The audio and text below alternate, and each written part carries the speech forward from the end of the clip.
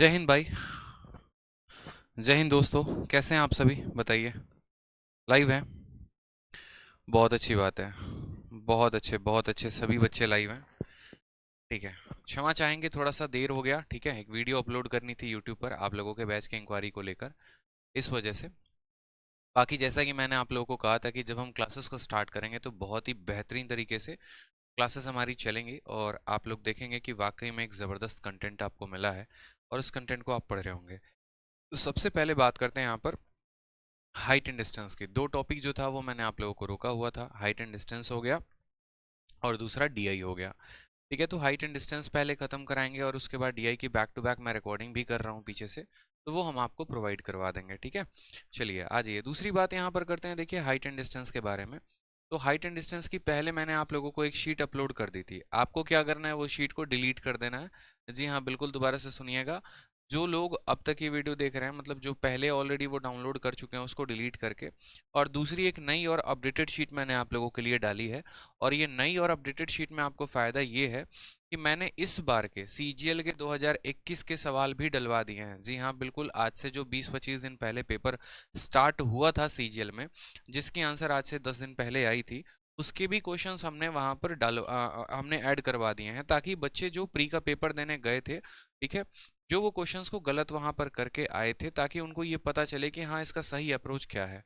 आपको height and distance की ऐसी एक शीट मिली होगी, बड़ी प्यारी बड़ी खूबसूरत सी शीट होगी वो। जब आप इसमें देखेंगे तो बड़े बेहतरीन तरीके से एक एक चीज इसमें थ्योरी के माध्यम से लिखी गई है। ठीक है, दूसरी बात, हाइट एंड डिस्टेंस में हमने कुछ नया करने की कोशिश किया है। इसमें हमने देखो बच्चों को है ना एग्जाम्पल के माध्यम से समझाने की कोशिश की है। अगर आपके हाथ में शीट होगा तो आप देख पा रहे होंगे, जैसे एग्जाम्पल 1 हो गया, एग्जाम्पल 2 हो गया, एग्जाम्पल 3 हो गया। इसी तरीके से फिर उसके बाद उन तीन एग्जाम्पल्स के ऊपर कुछ क्वेश्चंस हो गए टाइप 1 में। फिर उसके बाद यहाँ पर type 1, type 2, type 3, type 4, type 5, ऐसे कर करके कुल मिलाकर काफ़ी ज़्यादा टाइप हैं यहाँ पर हमारे पास।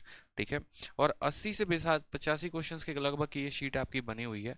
जब आप इसमें देखेंगे तो आपको काफ़ी ज़्यादा जो है महसूस होगा कि हाँ आपने वाकई में कुछ नया पढ़ा है। ठीक है, हाइट एंड डिस्टेंस का जो मेरा पढ़ाने का तरीका भी रहेगा वो काफ़ी डिफरेंट होगा। जो आपने बचपन में tan theta, sine theta, cos theta के माध्यम से पढ़ा था, हम उस तरीके से आपको नहीं पढ़ाएंगे। हम आपको ऐसे तरीके से पढ़ाएंगे जिसमें आपको रेशियो का इस्तेमाल करना होगा। तो बिल्कुल कुर्सी की जो पेटी है वो बांध लीजिए, आपका जो क्लास है वो स्टार्ट होने वाला है। समझ में आ गया भाई मेरे? चलो बहुत अच्छी बात है। और देखो पंचायत मत करना, अगर मैंने कमेंट ऑन रखा है ना सबके लिए, तो इसका मतलब ये नहीं चाहिए मेरे भाई कि हाँ सारे बच्चे यहाँ पे आके पंचायत कर रहे हैं, फिर मैं यहाँ पर कमेंट ऑफ कर दूंगा, फिर सिर्फ आपको आपका ही कमेंट दिखेगा और किसी का नहीं दिखेगा। एप्लीकेशन है, यूट्यूब नहीं है, मर्यादा बनाए रखना है और पढ़ाई करते रहना है। हाँ सर, आपने कोर्स की वैलिडिटी लाइफ टाइम कही थी। देखो जितने भी मेरे पुराने बैचेस हैं जो मेरे ऑलरेडी पहले से चल रहे हैं, उनकी वैलिडिटी मैंने लाइफ टाइम कही है, तो वो लाइफ टाइम ही मिलेगा। परेशान नहीं होना है। अगर मैंने लाइफ टाइम कही है ना तो लाइफ टाइम ही मिलेगा। जो मेरे अब नए बैचेस आएंगे ना उनमें वैलिडिटी 2 साल की होगी, तो इसीलिए परेशान नहीं हो मेरे भाई। ठीक है, चलिए, तो परेशान नहीं होना है, आ जाओ। लव फ्रॉम आसाम, बहुत अच्छी बात है। अब सबसे पहले यहाँ पर बात करते हैं। देखो हाइट एंड डिस्टेंस यानी ऊंचाई और दूरी, इसका मतलब क्या हुआ यहाँ पर? ठीक है, तो सबसे पहले आप समझिए कुछ इंपॉर्टेंट कंसेप्ट्स के बारे में।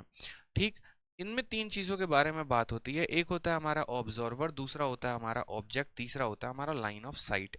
ठीक है, अब यहाँ पर बात करते हैं तो ऑब्जर्वर किसको कहते हैं? जो चीजों को ऑब्जर्व करता है, जो देखता है। ठीक है, तो उसको हम क्या बोलेंगे यहाँ पर? उसको ऑब्जर्वर बोलेंगे, हु ऑब्जर्व्स द ऑब्जेक्ट, जो वस्तुओं का अवलोकन करता है। ऑब्जेक्ट की बात करेंगे तो which is observe by the observer. जैसे मान लीजिए कि आप हैं, आप अपनी मतलब एक तरीके से आज मार्केट में निकले, वॉइस बहुत कम आ रही है, इतनी जबरदस्त वॉइस आ रही है, बताओ अब कितना बोले। आप मान लीजिए कि मार्केट में निकले, और मार्केट में निकले तो क्या हुआ कि आप किसी को बड़े दूर से बड़े बढ़िया तरीके से जो है, या मार्केट छोड़िए ना, आप अपने गली में जो है नीचे खड़े हैं और पड़ोस वाली को देख रहे हैं एकदम ऊपर ऐसे, तो आप देख रहे हैं तो क्या हो गए? आप ऑब्जर्वर हो गए, आप उसको ऑब्जर्व कर रहे हैं, आप उसको टुकुर टुकुर देख रहे हैं, और वो क्या हो गई? आपके लिए ऑब्जेक्ट हो गई जिसको आप देख रहे हैं। ठीक है, उसके बाद आता है line of site. Line of site का मतलब होता है जो तिरछी निगाहों से आप उनको देखते हैं ना, उन्हीं को लाइन ऑफ साइट कहा जाता है। Line of sight is a straight line which join the observer to the object, मतलब जो आपकी आंखें उनकी आंखों से मिलती हैं और जो वो सीधी रेखा बनती है ना, उस सीधी रेखा को हम क्या बोलेंगे, लाइन ऑफ साइट बोलेंगे। और नेक्स्ट हो जाता है यहाँ पर horizontal line. If a line drawn horizontally from observer it is called, मतलब एक एक पॉइंट को हम आपको बड़े प्यार से समझाने वाले, समझिएगा मेरे बात को। जैसे मान लीजिए कि यहाँ पर आपकी जो है वो महिला मित्र हो गई, ये उनकी प्यारी प्यारी जो है आंखें हैं, ठीक है, समझिएगा। और यहाँ पर मान लीजिए कि आप हो गए भाई साहब, आप उनको एकदम देखे जा रहे हैं, देखे जा रहे हैं और कंट्रोल है नहीं, तो आपने इनको यहाँ पर देखा, ठीक है, समझ में आ गया बात यहाँ पे। तो ये आप देख रहे हैं ना, तो ये जो पर्सन देखता है वो क्या कहलाता है, वो हमेशा ऑब्जर्वर कहलाता है मेरे भाई। देखो यहाँ पर ऑब्जर्वर का मतलब होता है प्रेक्षक। क्या होता है, प्रेक्षक, जो उसको देख रहा होता है। जिस चीज को आप ऑब्जर्व कर रहे हैं वो क्या हो जाएगा आपके लिए, ऑब्जेक्ट हो जाएगा, ठीक है। उसके बाद ये जो नैन नैन से नैन मिलेंगे ना, इनको क्या कहेंगे, तो ये वाली लाइन को हम कहेंगे कि भैया ये मेरे लाइन ऑफ साइट है, देखने वाली रेखा है, ठीक है। क्या है हमारी ये, तो लाइन ऑफ साइट, क्या हो जाएगा, लाइन ऑफ साइट यहाँ पे। फिर उसके बाद बात करते हैं, ये जो नीचे वाली रेखा है ना, ये हमारा हो जाएगा हॉरिजॉन्टल लाइन। क्या हो जाएगा, हॉरिजॉन्टल लाइन हो जाएगा, ठीक है। हॉरिजॉन्टल लाइन का मतलब नीचे वाली रेखा, जो सीधे आती है वो वर्टिकल लाइन कहलाता है। और ये जितने का इनके बीच में एंगल बनेगा वो थीटा कहला जाता है, ठीक है। चलिए आ जाइए, उसके बाद हम बात करते हैं यहाँ पर उसके बाद हम यहाँ बात करते हैं मेरे भाई, यहाँ पर एंगल ऑफ एलिवेशन की, यानी उन्नयन कोण की।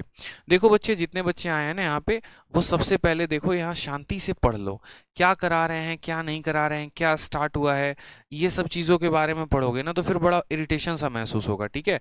ट्रिग्नोमेट्री आप लोगों का खत्म हो गया, तो आपका हाइट एंड डिस्टेंस ही हम करवाएंगे। अगर आप लोग ज़्यादा बात करेंगे, मैं कमेंट को अभी टर्न ऑफ करवा दूंगा कह के, फिर आप कमेंट सिर्फ अपना देख पाएंगे, किसी और का नहीं देख पाएंगे। इसलिए बार बार कह रहे हैं, फालतू की बकवासबाजी नहीं, क्लास के अंतिम में जो पूछना होगा पूछ लेना, अभी शांति से पढ़ाई कर लो, ठीक है।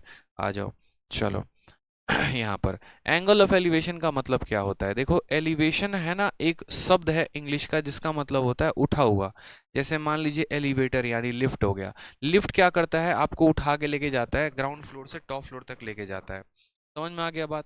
उसी तरीके से यहाँ पर बात करें तो एंगल ऑफ एलिवेशन का मतलब क्या हो गया, जैसे मानिए यहाँ पर ये ऑब्जर्वर है भाई साहब, जो अपनी महिला मित्र को यहाँ पर देख रहे हैं, ये लाइन ऑफ साइट हो गया इनका, ये हॉरिजॉन्टल लाइन हो गया। तो जिस कोण से ये देख रहे हैं ना, देखो पीछे वाले में हमने क्या बताया था, जो देखता है उसको ऑब्जर्वर कहते हैं, जिसे देखा जाता है वो ऑब्जेक्ट होता है।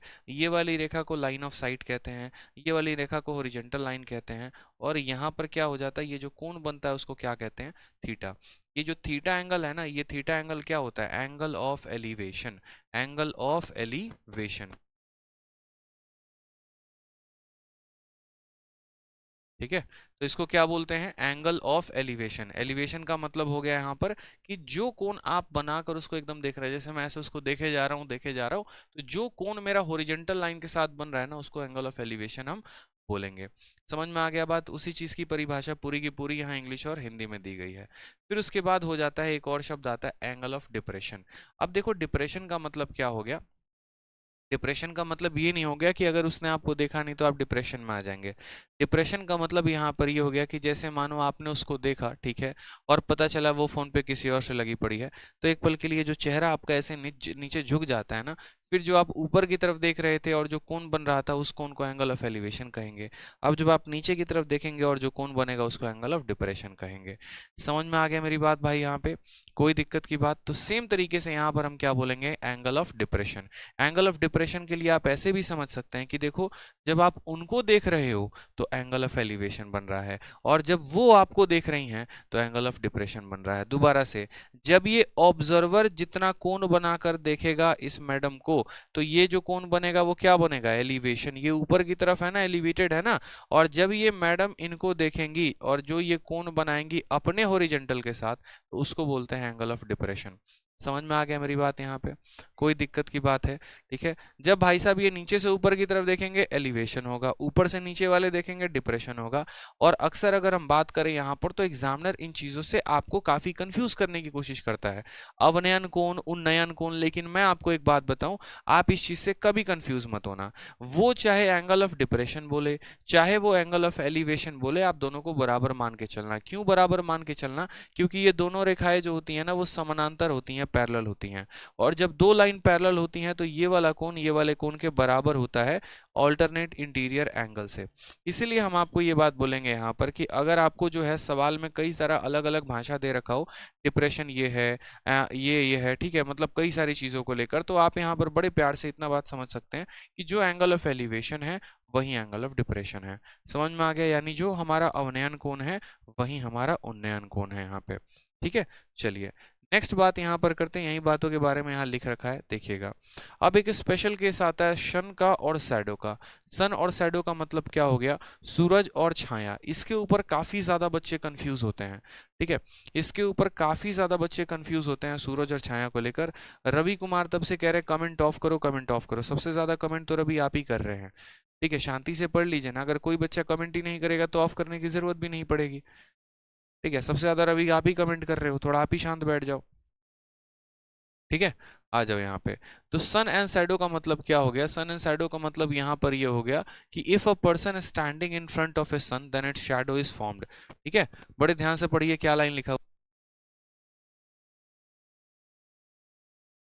तो बोला गया कि if a person standing in front of a sun then its shadow is formed. कहने का मतलब क्या हो गया कि जब मैं सूरज, देखो परछाई इंसान की कब बनती है?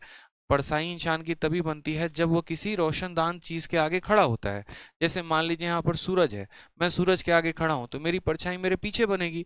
अब वहीं वाले सवाल पे क्वेश्चन आ जाता है कि देखो यहाँ पर जो है ना, ये सूरज है तुम्हारा, यहाँ पर एक व्यक्ति तुम्हारा खड़ा है, या मान लीजिए कि एक व्यक्ति इतना लंबा खड़ा है। समझ में आ गया बात? तो इसकी जो परछाई बनेगी वो पीछे की तरफ बनेगी, और परछाई जमीन पर बनती है, हवा में तो बनती नहीं है। ये व्यक्ति की हाइट हो जाएगी और ये उसकी परछाई हो जाएगी। और हाइट में और इसमें जो कोण बनेगा ना, इसको बोलेंगे एंगल ऑफ एलिवेशन।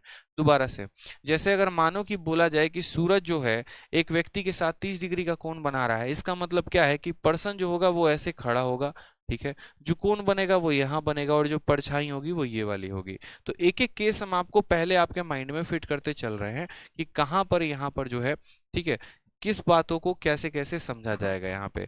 उसी तरीके से जैसे किसी बिल्डिंग या टावर का शैडो का बात किया जाए कि देखो यार एक बिल्डिंग है बड़ी सी, ठीक है, और जब धूप की रोशनी इसके ऊपर पड़ती है तो ये 100 मीटर का जो है इसका परछाई बनता है। तो बताओ यहाँ पर इनके बीच का कोण कितना हो गया? सेम तरीके से, बस वहां पर ये इंसान था तो इस हाइट को हम मैन की हाइट बता रहे थे, अब यहाँ बिल्डिंग आ जाएगा तो इस हाइट को हम बिल्डिंग की हाइट बताएंगे, और ये हमारा बच्चे क्या हो जाएगा? तो शैडो हो जाएगा। ये हमारा क्या हो जाएगा? शैडो। यानी हमेशा याद रखना, इंसान क्या होता है? खड़ा रहता है, ठीक है, और शैडो यानी परछाई जो है वो कहाँ बनती है? जमीन पे। तो जमीन वाली लाइन जो लेनी है, यानी ये जो हॉरिजॉन्टल लाइन लेनी है, इसको शैडो वाली लाइन बोलेंगे। और जो स्ट्रेट वर्टिकली खड़ा रहेगा उसको या तो हम पर्सन बोलेंगे, नहीं तो हम उसको क्या बोलेंगे? यहाँ पर बिल्डिंग का भी कंसेप्ट दे सकते हैं, ठीक है। चलिए आ जाइए। उसके बाद थोड़ा बहुत हम आपको ट्रिग्नोमेट्री का रेशियो भी जो है, सोनू कुमार चौधरी कृपया शांत बैठे, ठीक है, पढ़ाई करें जो अभी हम पढ़ा रहे हैं, अन्यथा जो है यहाँ पर कमेंट जो है वो ऑफ कर देंगे। हम लिटरली बता रहे हैं, मुझे काफी कम समय लगेगा कमेंट को ऑफ करने में। शांति से आप लोग पढ़ाई करिए बच्चे, बार बार मुझे कहने की आवश्यकता ना पड़े कि कमेंट नहीं करना है, मर्यादा बनाए रखिए, ठीक है। आ जाइए। उसके बाद देखिए क्या होता है कि आप हाइट एंड डिस्टेंस पढ़ने वाले हैं। अब हाइट एंड डिस्टेंस पढ़ने वाले हैं तो हाइट एंड डिस्टेंस में किन चीज़ों की आवश्यकता है? रेशियो की आवश्यकता होगी। अब रेशियो की आवश्यकता होगी मेरे भाई यहाँ पर, तो रेशियो हम कैसे निकालेंगे मुझे ये बताइए। तो ट्रिग्नोमेट्रिक रेशियो हमने आपको पढ़ाया।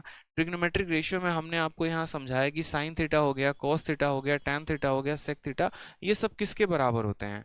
कौन परपेंडिकुलर अपॉन बेस होता है, कौन परपेंडिकुलर अपॉन हाइपोटेनस होता है? तो बस वही बात है। जैसे मानिए कि यदि हमारा ये ट्रायंगल हमारा ए बी सी है और यहाँ पर जो कोण बन रहा है वो थीटा का एंगल बन रहा है, तो हमारा जो साइन थीटा होगा वो क्या होगा? तो बोलोगे sir perpendicular upon hypotenuse, A B upon A C. उसी तरीके से कॉस थीटा लिखा गया, उसी तरीके से टैन थीटा, उसी तरीके से सेक थीटा, सारे के सारे थीटा जो हैं इसी तरीके से मेरे भाई लिखे गए हैं। क्लियर है ये बात? यहाँ पे आ जाइए। नेक्स्ट पॉइंट अब हम यहाँ पर देखते हैं जरा, ठीक है। नेक्स्ट पॉइंट यहाँ पर देखते हैं, जो बात आपका शीट में लिखा गया वो लिखा गया in most of the problem of height and distance. Height and distance के अधिकतर प्रॉब्लम में we came across the two special right angle triangle as follows.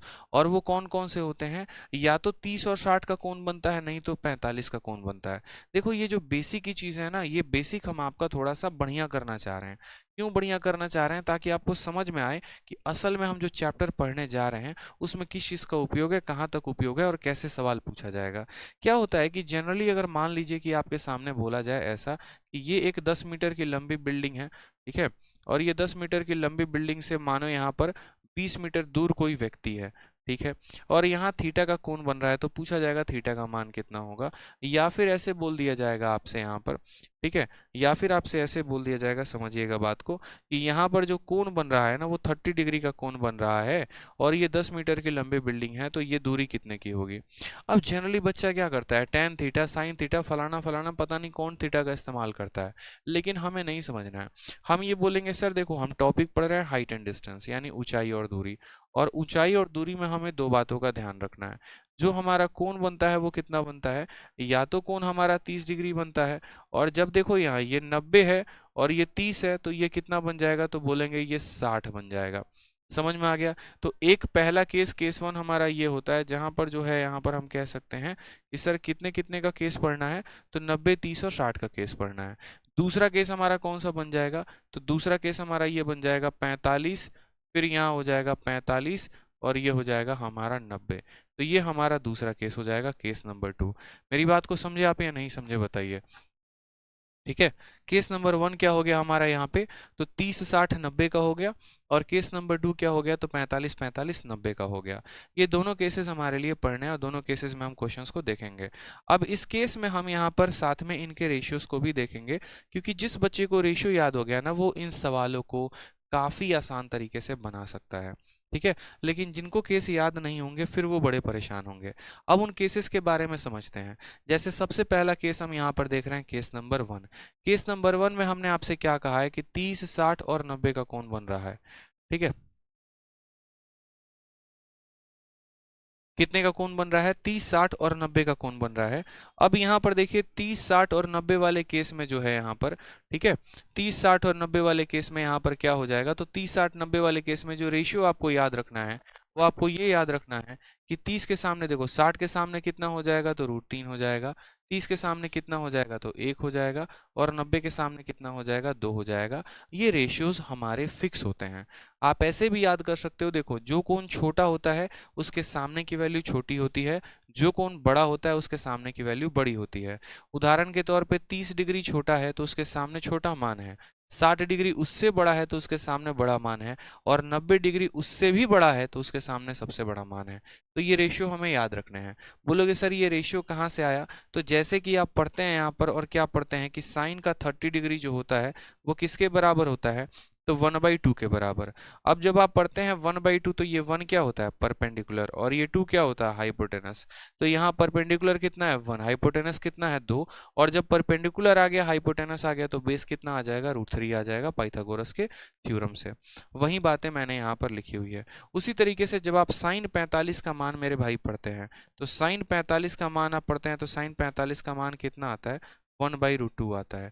ऊपर वाला क्या होता है, परपेंडिकुलर, नीचे वाला क्या होता है, हाइपोटेनस। बस वही वैल्यूज को यहाँ पे रखिए। आप बोलेंगे सर ये परपेंडिकुलर हमारा कितना है, 1 है, हाइपोटेनस हमारा कितना है, √2 है। जब आप √2 के स्क्वायर में से 1 के स्क्वायर को घटाएंगे तो ये कितना आ जाएगा, 1 आ जाएगा। यानी हमने आपसे यही बातें बोली कि ये दो रेशियोज आपको याद रखने हैं, ये दो केसेस आपको याद रखने हैं। ठीक है, सबसे पहला याद रखना है 1√3 और 2, और दूसरा याद रखना है 1 1 √2। क्लियर है ये बात यहाँ पे। ये रेशियोज जिन बच्चों को याद है वो काफी ज्यादा फायदा उठाएंगे अभी आने वाले केसेस में और क्वेश्चंस में। ठीक है, यही बातों का पूरा यहाँ पर जिक्र है। रेशियो याद है तो बस बाकी सारा काम आसान हो जाएगा। मैं ऐसे क्यों बोल रहा हूँ, ऐसे इसीलिए बोल रहा हूँ क्योंकि मान लीजिए बच्चे यहाँ पर आपका जो है हो सकता है कि इस बिल्डिंग की लंबाई आपको 100 मीटर दे दे और आपसे पूछ ले कि बताओ ये छाया जो है उसकी कितनी बनी है, परछाई कितनी बनी है। अब आप बोलोगे सर एक का मान 100 है तो √3 का मान 100 √3 हो जाएगा, 2 का मान 200 √3 हो जाएगा या 200 हो जाएगा। तो इसी तरीके से हमें क्या होगा कि अगर हमें रेशियो याद रहेंगे ना, और इसमें से किसी एक का भी एग्जामिनर ने मान देके बाकी किसी का भी पूछ लिया तो हम उसके साथ रिलेट कर पाएंगे। जैसे मान लो ऐसा बोला जा सकता है, यहाँ एक लड़का है और यहाँ उसकी महिला मित्र है, और ये उसके बालकनी में सीढ़ी लगा के चढ़ रहा है, ये उसके बालकनी में सीढ़ी लगा के चढ़ रहा है, एकदम मिलने की तमन्ना है। ठीक है, और आगे तो गाना आप जानते ही हैं, प्यार का इरादा है, वही जो भी है। ठीक है, तो यहाँ पर क्या होता है, बोला जाता है कि देखो सीढ़ी जो है ना वो 200 मीटर लंबा है, सीढ़ी जो है वो 200 मीटर लंबा है, तो बताओ बिल्डिंग की लंबाई कितनी होगी। तो आप बोलोगे सर 2 का मान 200 है, 2 का मान 200, तो 1 का मान कितना हो जाएगा 100, यानी साफ तौर पर आंसर आ जाएगा कितना, तो 100 मीटर लंबा। तो इसी तरीके से हम काफी सारे क्वेश्चंस को बनाने वाले हैं, समझने वाले हैं। हम यूनिट से यूनिट के साथ खेलेंगे, ठीक है। हम बेसिक बेसिक नहीं लगाएंगे, टेन थीटा फैन थीटा ये सब कुछ भी हम नहीं लगाने वाले हैं। जैसे सबसे पहला एग्जाम्पल हम आपको समझाते हैं। आपने कहा सर रेशियो तो आपने बता लिया, कोई दिक्कत की बात नहीं है, लेकिन एक एग्जाम्पल देके दिखाओ ताकि हमको और क्लियर हो। हमने कहा जरा ये एग्जाम्पल देखो, ठीक है। एग्जाम्पल में बोला गया in the given figure right angle triangle A B C में एंगल सी का मान कितना है, तो एंगल सी का मान हमारा 30 डिग्री है। ये जो मान है हमारा कितना है, 30 डिग्री है। बीसी का मान कितना है, तो बीसी का मान हमारा 18 सेंटीमीटर है। कितना है, तो 18 सेंटीमीटर है। बोला गया what is the value of A B and A C. हमसे ए बी और ए सी का मान पूछा गया। मैंने क्या कहा, एग्जामिनर हमेशा ऐसा ही करता है, वो हमसे क्या करता है, एक ट्रायंगल दे देगा, ट्रायंगल का कोई भी एक एंगल दे देगा, कोई भी एक साइड दे देगा, बाकी दोनों साइड पूछेगा। अब आप बोलोगे सर आपने अभी तो पढ़ाया हमें, और क्या पढ़ाया कि जब 30 डिग्री होता है तो 30 के सामने कितना होता है, 1 यूनिट होता है। ये बेस होता है कितना, √3 यूनिट, और ये कितना होता है, 2 यूनिट होता है। पढ़ा कि नहीं पढ़ा आपने, जरा मुझे जल्दी से बताइए। याद करिए 30 वाला केस अभी मैंने पढ़ाया आपको कि देखिए 30 वाले केस में क्या होता है, तो 30 वाले केस में 1√3 और 2 होता है। क्या होता है, 1√3 और 2। देख लीजिए 30 वाले केस में 1√3 और 2 होता है। तो बस जब कोण 30 डिग्री का बने ना, तो 30 के सामने 1 होगा, ये √3 होगा और ये 2 होगा। अब आप सवाल को देखिए तो √3 का मान आपको कितना दे रखा है, 18 दे रखा है। √3 का मान कितना दे रखा है, 18। तो अगर हमें यहाँ पर ए बी का मान निकालना है, तो हम पूरे अरिथमेटिक में आपको क्या पढ़ाए थे कि आप ये देखो कि आपको दिया क्या है और आप ये देखो कि आपको पता क्या करना है। तो जो ये 18 सेंटीमीटर है, ये कितने का मान है, तो बोलोगे सर ये √3 का मान है। और हम क्या निकालने वाले हैं, ए बी। ए बी का मान कितना यूनिट है, 1 यूनिट है, तो हम इसको 1 के साथ गुना कर देंगे, बस मेरे भाई, ठीक है। 18 को √3, देखो 18 को आप कैसे लिख सकते हो, 6 × 3 लिख सकते हो। इसको √3 से डिवाइड करो, √3 इसको काटेगा कितनी बार में, √3 बार में, तो आंसर कितना आ जाएगा, 6√3 आ जाएगा। उसके बाद बात करते हैं, ए बी तो निकाल दिया, ए सी की बात करो यहाँ पे। तो वापस हम बोलेंगे कि सर देखिए जो ये 18 दिया गया है, ये 18 कितने का मान है, तो सर ये 18 जो है ये √3 का मान है। 18 जो है वो कितने का मान है, √3 का मान है। और हमें किसका मान निकालना है, AC का, यानी हम किसके साथ गुना करेंगे, 2 के साथ गुना करेंगे। सेम कहानी यहाँ पर 18/√3 का मान कितना आया था, 6√3 आया था, और इस 6√3 को किसके साथ गुना कर दीजिए, 2 के साथ, तो बोलेंगे सर 12√3 हमारा करेक्ट आंसर आ जाएगा। समझ गए बात को। हमने यहाँ कोई भी साइन थीटा का प्रयोग नहीं किया। पहले आप बचपन में क्या करते थे, जब आप पढ़ते थे हाइट एंड डिस्टेंस, तो आप वहां पर पढ़ते थे, अच्छा साइन 30 का वैल्यू लगाते थे, फिर परपेंडिकुलर निकालते थे, फिर पाइथागोरस लगाकर हाइपोटेनस, ऐसे काम फर्जी नहीं करने। देखो कितने का मान दिया है और कितने का मान पता करना है, ये सबसे आपका बेस्ट हो जाएगा। क्लियर है ये बात, यहाँ पे समझ में आ गया। चलिए आ जाइए, एक और एग्जाम्पल हम आपको देते हैं ताकि आप समझें। आपको हमेशा याद रखना है, देखो ट्रायंगल जब भी बनाते हो ना, ट्रायंगल बनाते हो बस उसके सामने वाला मान याद रखा करो। जैसे मानो यहाँ पर 30 डिग्री था, मैं आपको कैसे कैसे समझा रहा हूँ, मैं आपको एक एग्जाम्पल लेके समझा रहा हूँ। सबसे पहले आपका मान लीजिए ये वाला केस, यहाँ पर मैंने कह दिया 30 डिग्री, फिर मैं आपको एक दूसरा वाला ट्रायंगल दे रहा हूँ, आपको याद रखना है कितना हो जाएगा, ये 60 डिग्री। फिर मैं आपको तीसरा वाला एग्जाम्पल दे रहा हूँ, और ये मैं कह रहा हूँ आपको कि यहाँ पर कोण कितना है, 45 डिग्री। आप बस रेशियो बताओ कि कितना होगा, और आपको पता ही है कि ये वाला कोण हमेशा कितना रहेगा, 90 रहेगा। राइट एंगल ट्रायंगल की बात हो रही है, समकोण त्रिभुज की बात हो रही है, तो 90 तो रहना ही रहना है। अब आप बोलेंगे यहाँ पर कि सर देखो 30 डिग्री है, ये कितना है, 30 डिग्री है। अब 30 डिग्री है तो मुझे हमेशा एक बात पता है, 30 के सामने कितना होता है, 1 होता है, और इसका बेस कितना होता है, √3 होता है, तो हाइपोटेनस कितना हो जाएगा, 2 हो जाएगा। ये इसका रेशियो हो गया, ठीक है, कोई दिक्कत की बात यहाँ पे। दूसरा बात यहाँ पर कर रहे हैं 60 डिग्री का, तो 60 डिग्री में हम यहाँ समझते हैं कि 60 के सामने कितना है, तो बोलेंगे सर देखो 60 के सामने हमेशा √3 होता है। सामने वाले को याद रखोगे ना, देखो सामने वाले को याद रखो √3, हाइपोटेनस जो रहता है वो हमेशा 2 रहता है, जो बच गया वो कौन बच गया, 1, वो हमेशा बेस बनेगा। 30 के सामने 1 होता है और हाइपोटेनस तो 2 फिक्स होता है। 60 के सामने √3 होता है, हाइपोटेनस तो 2 फिक्स होता है, जो बच जाता है वो लिख देते हैं। 45 वाले केस में 45 के सामने 1 आ गया, इसका बेस भी 1 होता है, और ये हमारा कितना हो जाता है, √2 हो जाता है। ये बात आपको ध्यान रखना है, ठीक है, ये बात मेरे भाई आपको ध्यान रखना है। कोई दिक्कत की बात यहाँ पे, तो 30 के सामने 1, 60 के सामने √3। जैसे मानो, क्यों मैं ऐसा कह रहा हूं, अगर ये 30 है तो ये वाला 60 है और 60 के सामने कितना है, √3 है। अगर ये 60 है तो ये हमारा 30 है और 30 के सामने कितना है, 1 है। ठीक है, तो ये पॉइंट हमें थोड़ा सा ध्यान रखना पड़ेगा। असल में मैंने ट्विस्ट करके थोड़ा बहुत लिखा हुआ है। तो सेम तरीके से यहाँ पर क्वेश्चन में कहा गया 60 डिग्री, तो 60 डिग्री के आगे कितना होगा, तो √3 होगा। बेस कितना होगा, 1 होगा, और ये कितना होगा, 2 यूनिट होगा। सवाल में हमसे वापस वही मान पूछा गया होगा, ए बी और ए सी। तो सबसे पहले देखेंगे तो बोलेंगे सर 1 यूनिट का मान कितना है, 6 सेंटीमीटर। 1 यूनिट का मान कितना है, 6 सेंटीमीटर, यानी अपने आप का 6 गुना है। तो ये जो मान आएगा वो कितना आ जाएगा, तो सर 6√3 आ जाएगा। और ये जो मान आ जाएगा कितना आ जाएगा, तो अपने आप का 6 गुना यानी 12 आ जाएगा। क्लियर है ये बात, यहाँ पे बताइए कोई समस्या की बात यहाँ पे। 1 का मान कितना, 6, तो √3 का मान 6 √3, 2 का मान 12। इस तरीके से हम आंसर देंगे। तो हमें क्या होगा, ना ही कोई ट्रायंगल बनाने की जरूरत है, ना ही कुछ लिखने की जरूरत है।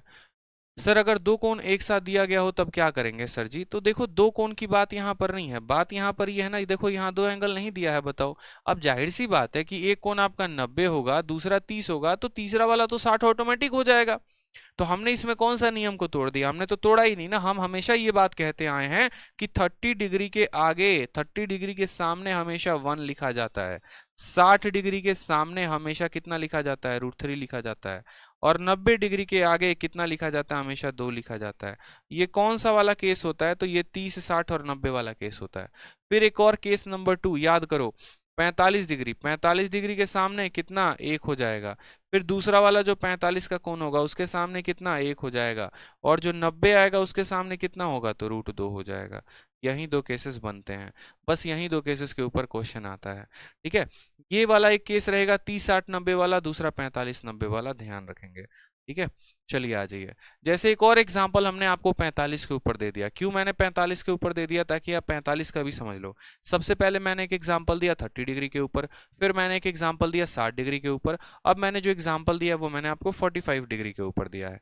हमसे कहा गया कि देखो ये एक त्रिभुज है, इसमें जो कोण बना है ये 45 डिग्री का बना हुआ है, इसका जो मान है यहाँ पर 8 सेंटीमीटर है। तुम ए बी का मान बताओ, ए सी का मान बताओ। हमने कहा इससे टुच्चा क्वेश्चन तो हो ही नहीं सकता, क्योंकि 45 डिग्री में जो रेशियो बनता है वो 1 का और यहाँ कितना होता है, √2 का बनता है। 1 और √2 का बनता है, 1 और √2 का बनता है, साथ के साथ बोलते रहेंगे। तो एक का मान कितना, 8 सेंटीमीटर, तो यहाँ भी एक का मान कितना आ जाएगा, 8 सेंटीमीटर। और अगर एक अपने आप का 8 गुना है तो √2 भी अपने आप का 8 गुना हो जाएगा, यानी a √2 इसका मान हो जाएगा। समझ में आ गया कि नहीं आ गया, बताइए जल्दी से। ठीक है, कोई परेशानी की बात यहाँ पे, कोई दिक्कत की बात है नहीं है ना, तो बस यहाँ पर इस बात का ध्यान रखिए। 1 √2, एक का अपने आप का 8 गुना, एक अपने आप का 8 गुना, तो √2 भी अपने आप का 8 √2 गुना। ठीक है, चलिए कोई समस्या मेरे भाई यहाँ पर, बोलेंगे नहीं सर कोई दिक्कत नहीं है। सेम तरीके से अब ये जो 30-60 वाला रिलेशन होता है, ये 30-60 वाला रिलेशन क्या होता है, तो यहाँ पर कहा गया in more than 50% of height and distance problems. दोबारा से समझिएगा, 30 डिग्री 60 डिग्री का जो रिलेशन पर क्वेश्चन बनता है, कहा जाता है कि 50% से ज्यादा क्वेश्चंस में in which two right angle triangles are formed, angle of elevation और एंगल ऑफ, मतलब 50% से ज्यादा सवालों में हमें यहाँ पर इन दो कोणों का उपयोग दिया गया होता है, इन्हीं दोनों के ऊपर सवाल जो है वो बन रहा होता है। समझ में आ गया बात यहाँ पे, यही सब बातें दी गई हैं, धीरे धीरे हम आपको पूरा समझाते चलेंगे। अब आपको समझा रहे हैं डबल केस। आपने क्या समझा था अब तक, सिंगल केस समझा था। सिंगल केस का मतलब क्या हो गया, जहां पर एक ट्रायंगल दिए गए थे। अब आपको ऐसे केसेस दिए जाएंगे जहां पर दो दो ट्रायंगल होंगे, दो दो त्रिभुज होंगे, और आपको उनके रेशियोज को पकड़ना है। जैसे मैं दोबारा से समझाता हूँ, दो चीजें होती हैं मेरे भाई। एक होता है यहाँ पर सिंगल केस, जिसको आपने बखूबी पढ़ा। सिंगल केस का मतलब क्या हो गया, सिंगल केस का मतलब यहाँ पर ये हो गया जहां पर सिर्फ और सिर्फ आपको एक ट्रायंगल दिया गया हो। जैसे मानिए सिंगल केस में हमने कौन कौन सा पढ़ा था, कोई एक ट्रायंगल है, ठीक है, यहाँ पर जैसे ऊंची है बिल्डिंग, लिफ्ट तेरी बंद है, कैसे मैं आऊं मिलने का मन है। मतलब ये यहाँ पर ऊंची है बिल्डिंग और यहाँ पर ये व्यक्ति जो है यहाँ से दूर से इसको देख रहा है। तो ये सिंगल केस का हो गया, जहां पर सिर्फ एक ही ट्रायंगल है, जिसमें हम या तो 30 का कोण बना सकते हैं, या फिर हम ऐसे ट्रायंगल में कितने का कोस बना सकते हैं, तो हम 60 का कोण बना सकते हैं, या फिर ऐसे ट्रायंगल में कितने का कोण बना सकते हैं, तो हम यहाँ 90 का, यहाँ 45 का कोण बना सकते हैं। तो इसको हम कहते हैं सिंगल केस। और सिंगल केस के बकायदा आपने क्या देखे, सिंगल केसेस के आपने बकायदा देखे रेशियो। 30 के सामने हमेशा कितना होता है, तो 30 के सामने 1, उसका बेस हो जाएगा √3 और ये हो जाएगा 2। 60 के सामने कितना होता है, √3 होता है, जो बच गया वो 1 आ जाएगा, ये 2 आ जाएगा। 45 के सामने 1, 1 और √2 होता है। अब क्या होता है, सिंगल केस से हम डबल केस में जाएंगे। और डबल केस में कैसे जाएंगे, डबल केस में हम इन दो लोगों को मर्ज करके जाएंगे। ये वाला जो है ना, या तो 60 के साथ दोस्ती करेगा, या ये वाला 45 के साथ दोस्ती करेगा, तो एक डबल केस बन जाएगा। तो 30 डिग्री की दोस्ती एक बार 60 के साथ करानी है, और 30 की दोस्ती एक बार 45 के साथ करानी है, तो वो एक डबल केस कहलाएगा। उसी तरीके से मेरे भाई यहाँ पे 60 वाले की दोस्ती 30 के साथ तो हो ही चुकी है, 60 वाले की दोस्ती 45 के साथ कराएंगे, तो वो एक डबल केस बनेगा। और वो डबल केस का जो फोटो होगा वो यहाँ पर होगा। और इन डबल केसेस के फोटोज को हम आपको याद करवाना चाहते हैं, क्यों करवाएंगे वो हम आपको बताएंगे, क्योंकि आप सवाल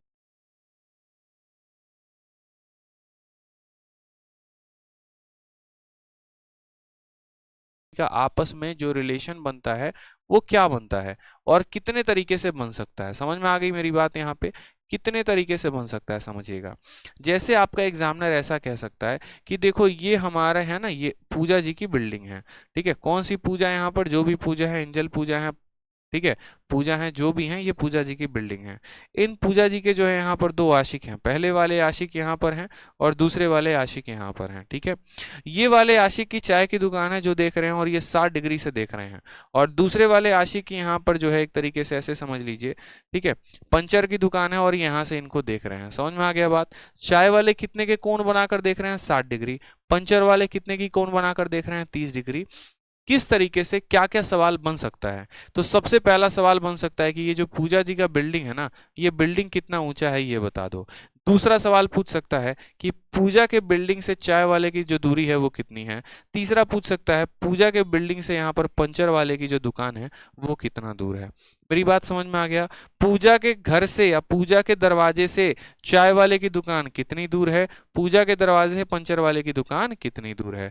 क्यों, क्योंकि एक बार पूजा को कुछ मन था खाने का तो चाय पीने चली गई, ठीक है, एक बार उसकी स्कूटी खराब हो गई तो पंचर वाले के पास चली गई, तो वो दूरी पूछा जाता है, ठीक है। तो ये क्वेश्चन आपसे पूछा,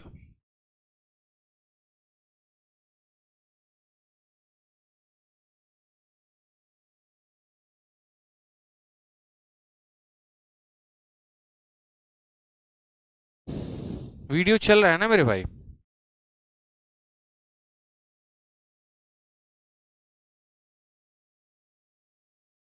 देखना चला के।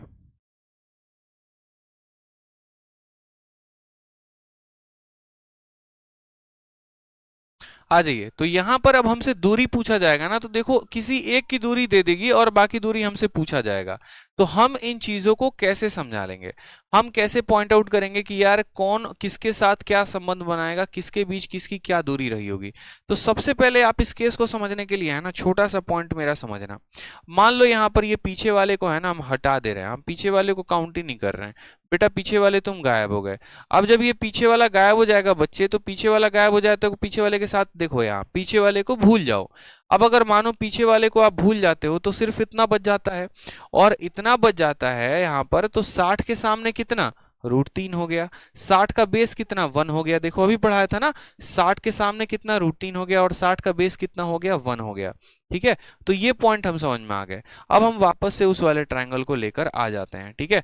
अब हम क्या करते हैं, यहाँ पर एक पल के लिए हम इसको भूल जाते हैं, हम इसको भूल जाते हैं, यहाँ पर क्या कोण बना ना, हम इसको भूल जाते हैं। अब हम सिर्फ यहाँ पर क्या देख रहे हैं, तो अब हम सिर्फ यहाँ पर ये देख रहे हैं कि मेरे भाई यहाँ 30 डिग्री का कोण बना है, ठीक है। ये कितने डिग्री का कोण है, 30 डिग्री का कोण। और 30 डिग्री का कोण कहता क्या है, तो 30 डिग्री का कोण यहाँ पर ये कहता है कि मैं अपने आप का √3 टाइम्स रहूंगा। यानी अगर यहाँ पर 1 है तो यहाँ √3 होगा। अगर यहाँ 2 है ना, समझना मेरी बात को, अगर यहाँ पर क्या है, अगर यहाँ 2 है तो ये अपने आप का 2√3 हो जाएगा।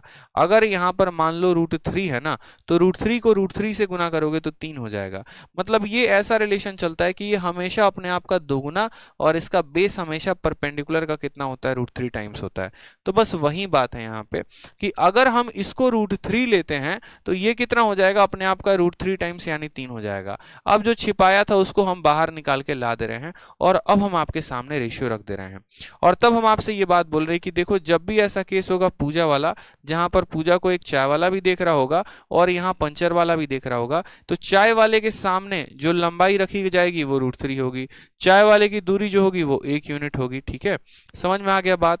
और यहाँ 30 के सामने भी √3 रहेगा और 30 की दूरी कितनी रहेगी, √3 रहेगी। तो 3 हो गया, 1 हो गया, तो ये वाला दूरी कितना हो जाएगा, ये वाला दूरी 2 हो जाएगा। ये आपको याद कराने के माध्यम है। समझ में आ गया। दोबारा से समझ लीजिए कि जब भी एक ऐसा लाइन होगा जहां पर इसको 2 लोग देखने वाले होंगे, एक व्यक्ति यहाँ पर 30 डिग्री से देख रहा होगा और एक व्यक्ति यहाँ पर 60 डिग्री से देख रहा होगा, तो जो हमारा रेशियो बनेगा वो रेशियो क्या क्या बनेगा, तो 30 के सामने हमेशा याद रखो 60 के सामने। ठीक है, अच्छा एक और बात, बड़ा कोण जो होता है ना वो पहले रखा जाता है। 30 और 60 में बड़ा कौन है, तो 60 है, यानी 60 यहाँ रहेगा और 30 यहाँ पर रहेगा। तो आपको ये समझना है सर 60 के सामने कितना होता है, √3 होता है। 60 का जो बेस होता है वो कितना होता है, 1 होता है। अब अगर ये √3 है तो इसका √3 गुना यानी ये पूरा का पूरा कितना हो जाएगा, 3 हो जाएगा।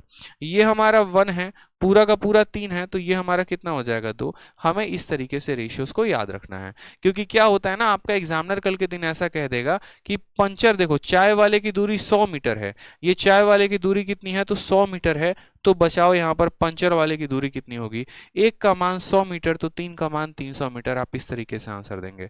तो वो आंसर आप तब देंगे जब आपको जनाब ये रेशियोज पता होंगे, और रेशियो पता होने का मतलब क्या है, आपको ये वाला फिगर माइंड में होगा।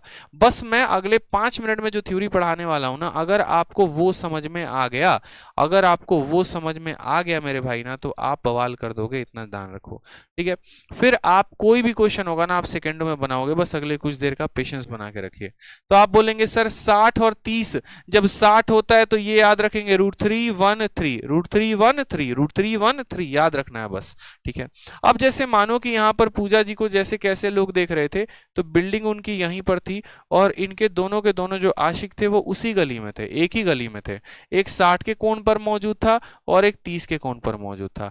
अब कहानी कुछ और होती है। अब पूजा जी की बिल्डिंग यहाँ पर है, एक इनका आशिक जो है मान लो यहाँ से देख रहा है और एक इनका आशिक यहाँ से देख रहा है।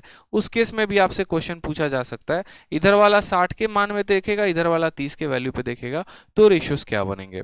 और तीसरा आपको ऐसा हो सकता है, ठीक है, जो ये वाला हमारा केस है इसको थोड़ा हम विथहोल्ड करेंगे, होल्ड करेंगे, हम कुछ देर बाद इसको हम बताएंगे आपको, इसके लिए परेशान नहीं होना है। तो ये पॉइंट क्लियर है आप लोगों का।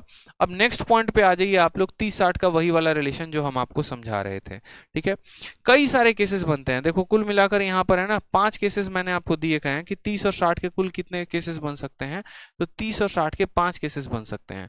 ये केस नंबर 1 है, ये केस नंबर 2 है, ये केस नंबर 3 है, और इन्हीं के ऊपर प्रीवियस ईयर में क्वेश्चन आया, ये केस नंबर 4 है और ये आपका केस नंबर 5 है। यानी इन 5 तरीकों से जो है पूरा का पूरा आपका जो सवाल है वो 30 और 60 के रिलेशन पे बनता है। अभी तो सिर्फ हमने आपको एक केस समझाया है, बाकी यहाँ पर 5 और एक और केस आ गया, यहाँ पर 6 आ गया। ठीक है, तो कुल मिलाकर ये 30 और 60 का 6 केस बनता है, दिख रहा है ABCDEFG। ठीक है, एक केस नंबर 1 हो गया, केस नंबर 2 हो गया, केस नंबर 3 हो गया, केस नंबर 4 हो गया, केस नंबर 5 हो गया, केस नंबर 6 हो गया। ठीक है, कुल मिलाकर 6 केसेस आपके बने। अब हर केस के बारे में हम पहले थ्योरी पढ़ ले फिर क्वेश्चन लगाएं तो थोड़ा दिक्कत हो सकता है। तो एक काम करते हैं, एक क्वेश्चन पढ़ते हैं, एक थ्योरी लगाते हैं, एक थ्योरी पढ़ेंगे एक क्वेश्चन लगाएंगे। जैसे अभी मैंने आपको एक थ्योरी कराया, अब उसके ऊपर एक क्वेश्चन आपको यहाँ दिया गया है। ठीक है, यहाँ पर जैसे सवाल में सबसे पहले पढ़िए क्वेश्चन नंबर 1 में आपको क्या बोला है, ताकि आपको ये पता चले कि हाँ सवाल किस प्रकार के पूछे जाते हैं। ठीक है, सवाल में आपसे कहा गया है 129 मीटर, ठीक है, 129 metre from the foot of a cliff, ठीक है, on level of ground the angle of elevation of top of a cliff is 30 degree, height of this cliff is क्या होगा। ठीक है, हिंदी में समझा दे रहे हैं, किसी स्तंभ के ठीक है, किसी स्तंभ के पाद से, मतलब यहाँ पर जो उसका बेस है वहां से 129 मीटर दूर धरातल पर स्थित किसी बिंदु से स्तंभ के शीर्ष का उन्नयन कोण 30 डिग्री है, स्तंभ की ऊंचाई क्या होगी। मतलब सवाल आपको ऐसा देगा ना, मतलब हिंदी इसकी इतनी खतरनाक होगी, इंग्लिश इतनी खतरनाक होगी, कुछ पल के लिए आप पकड़ नहीं पाओगे, लेकिन जब आप फोटो बनाओगे तो बोलोगे यार ये सवाल था, मजाक हो रहा था मेरे साथ, बताओ। बोला गया कि एक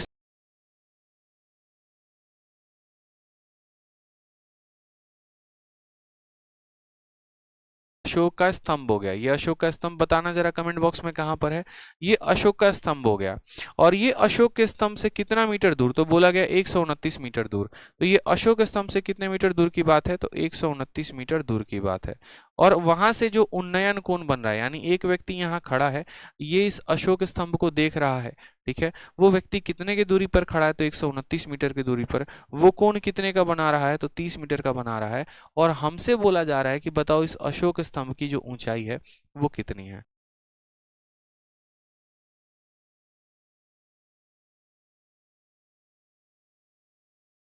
स्तंभ है, आपसे बोला गया वहां से एक व्यक्ति है, ये 129 मीटर की दूरी पर है, जो कोण है वो 30 डिग्री का है, तो बताओ क्या होगा।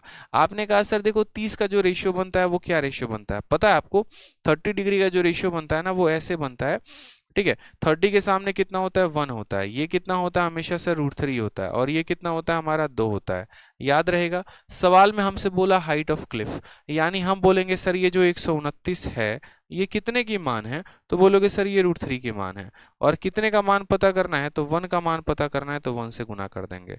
वापस में देखो यहाँ पर, तो क्या इसके अंदर 3 है, अगर इसके अंदर 3 है तो 3 कॉमन निकालो, 3 से भाग करो, तो बोलोगे सर 3 का 4 गुना और 3 का 3 गुना, यानी 43 इंटू 3। हम यहाँ पर 129 को 43 इंटू 3 लिख सकते हैं। हमने क्यों इसको 3 से भाग किया है, इसीलिए किया है क्योंकि इसके नीचे जो है वो √3 है, और √3 तो काटना बनेगा ना मेरे भाई, तो √3 इसको कितनी बार में काटेगा, √3 बार में, तो आंसर कितना आ जाएगा 43, √3 is the correct answer.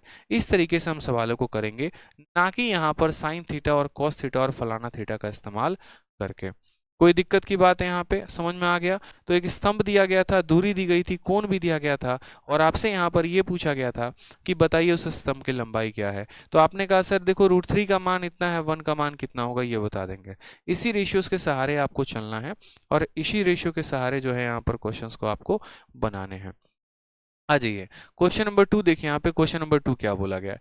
Question number 2 में आपसे ये बात कहा गया है, from a point P on a level ground the angle of elevation of top of a tower is 30 degree, if tower is इतना metre high what is the distance of point P from the foot of tower.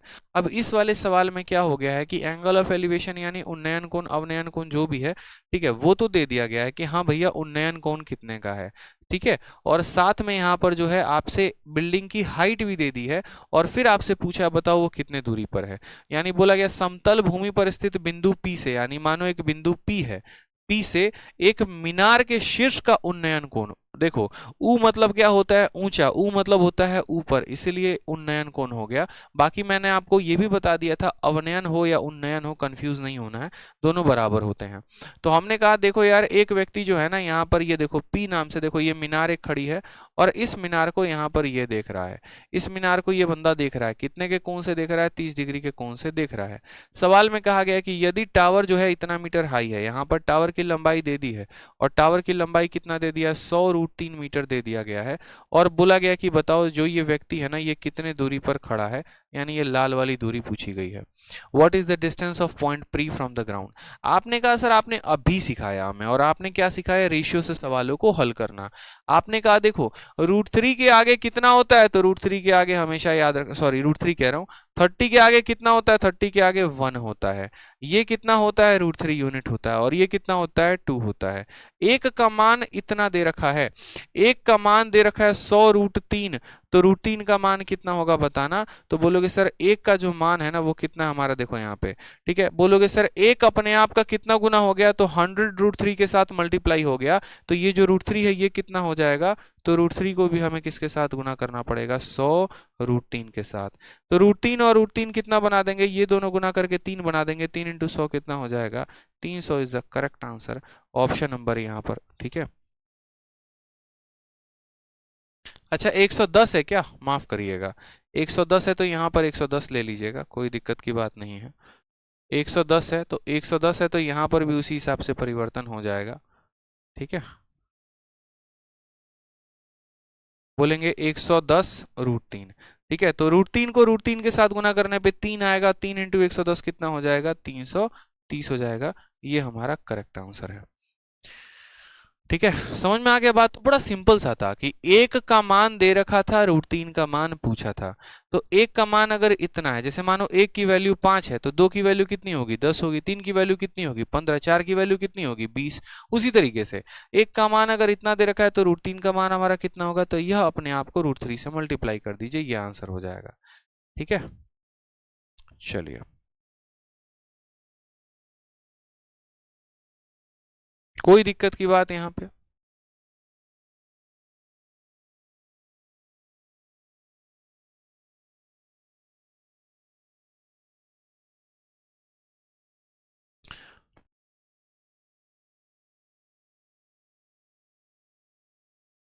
अगला सवाल आ जाइए, question number 3 में क्या बोला है, what is the angle of elevation of sun when the shadow of pole of a height x is इतना।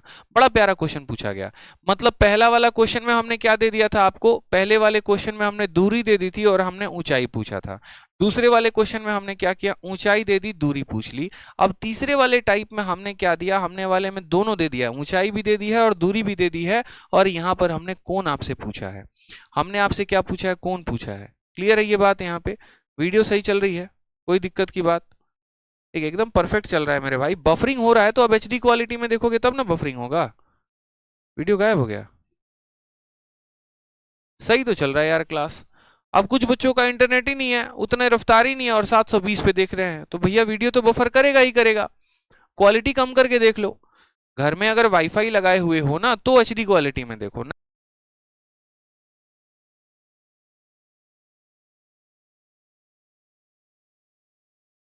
के पास पकड़ नहीं रहा है और उसमें आप सोच रहे हैं ना एकदम फुल एचडी का मजा लेंगे, तो कैसे होगा बताओ? एकदम समझ रहे हैं बात को?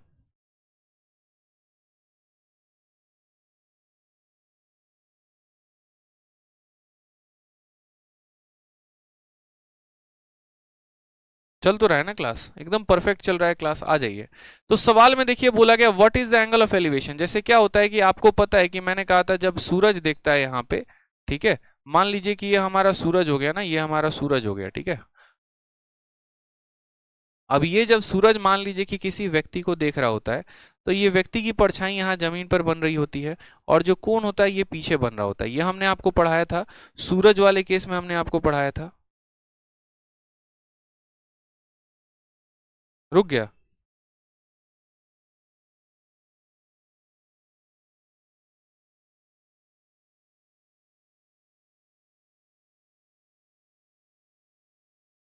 नहीं चल रहा क्या?